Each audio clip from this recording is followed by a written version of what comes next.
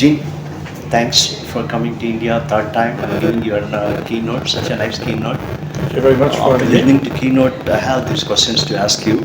You said there is increased wafer capacity, where you have there are the 2 nanometer fab, 3 nanometer fab with Intel, Samsung, as well as even Rapidus coming into the picture. Even in the deeper node, even in the mature node, there are a lot of foundries coming in. What is your view? How it's going to impact the overall semiconductor design eco and the market? Your observation. So first, there is a tremendous need for additional capacity. There is a geopolitical redistribution. It's good to see that, for example, you mentioned Rapidus. It is good to see that Japan is investing significantly in having fab and going to advanced nodes, so this is good.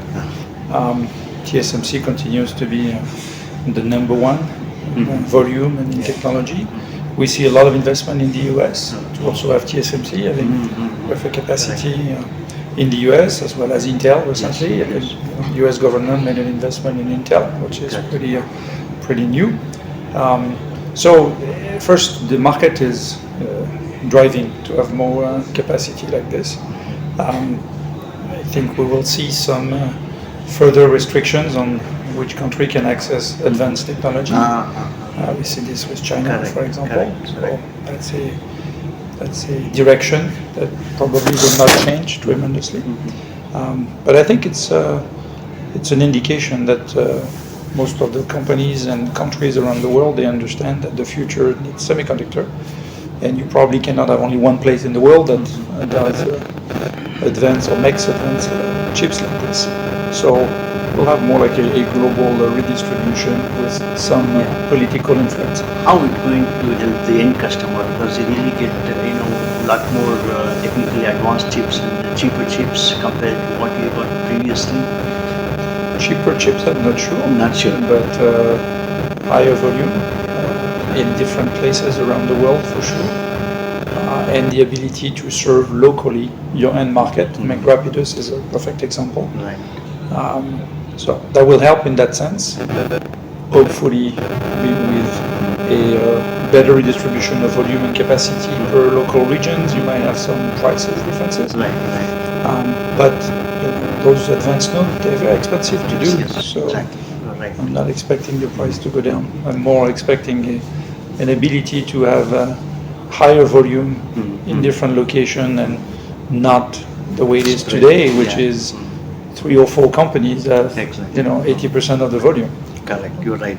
And then these days you're seeing Amazon going out with their own silicon, Google going at their own silicon, or some of few companies going with their own silicon, and also companies like Apple vertically integrating it. They have their own product, their own chip, and there are companies who exclusively make design chips and they don't go outside that.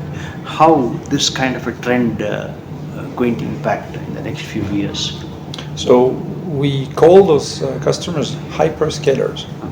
Hyperscalers have first a unique advantage that they are very big companies with very deep pockets, but they also, for most of them, have a very specific needs, which is they have their own cloud infrastructure. So they have a massive appetite for scaling and for compute requirements. So for them, having access to compute subsystem platform from ARM, for example, is an incredible advantage. And they have a path to do their own silicon, their own custom silicon. And that trend is very different than what we saw previously with Intel, AMDs of the world, where they were serving CPU for either mobile market or a PC market or a tab market, where they had to serve a very broad market.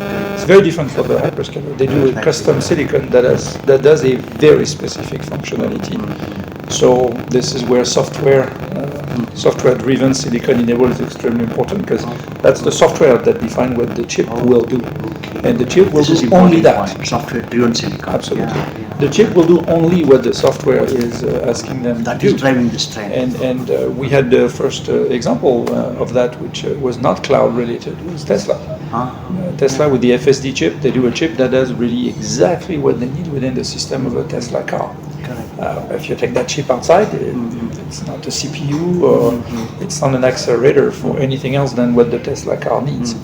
So those silicon, purpose-built type of accelerator, we're going to see that more often, and you will serve only the end market that they have to work with. But it is very limited to hyperscalers, right now. Limited, I don't know if it's the right term because it's not very limited. They do a lot of things now.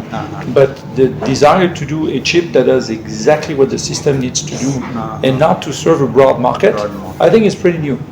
And then we see this with hyperscaler, we see that with automotive, we'll see that with mil-aero, aeronautic defense, because they do chips that are exactly on the purpose of what they need to do in their system. Exactly fine-tuned for the software requirement. Okay. And then you also explained about huge challenges in first-time tape-out success. Yes. As the node go deeper and deeper. So you also explained hardware-assisted subtools from Siemens. Can you explain what is present solutions? Trying to help these first-time tape-out successes. So a year ago we launched our new platforms, which were 3 hardware, a new emulator, Veloce Strato CS. What is that emulator called? Veloce Strato CS. Okay. Veloce, which is speed in Italian. Veloce Pro FPGA CS, which is prototyping using the AMD VP1902 chip, and Primo CS using as well AMD VP1902. So we had a press release which I referred to on the keynote with ARM, the usage of Strato CS and Pro FPGA CS. And we are doing very well with those new platforms. The CS platforms are really deploying very well. Is it hardware available on the cloud? There is a big push and need from many of our customers to have access to that on the cloud. So clearly to put a 100% software technology on the cloud is much easier than putting an emulator. Yes, exactly. So you will not think when you talk cloud about an emulation on the cloud. However, we have moved already Veloce on the cloud for years. Any good number of customers in India for the Velos? In India, I don't think there is customers that are using on the cloud. There is large US company that have facilities here that use Veloce on the cloud. Okay. But in Indian company by itself, not yet. Not yet. I'm talking about US companies. So do we have US company, many for sure.